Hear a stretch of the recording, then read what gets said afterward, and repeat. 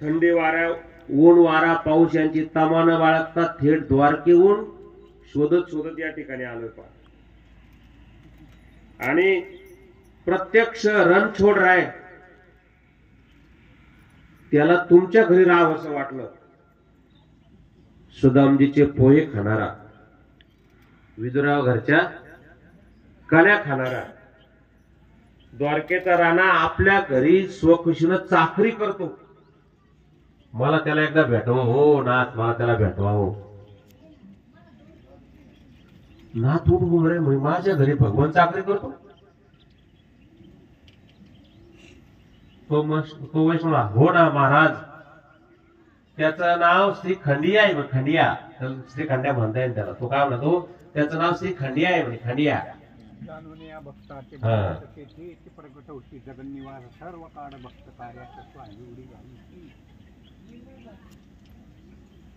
आता मात्र नाथांचं देहभान हरपलं.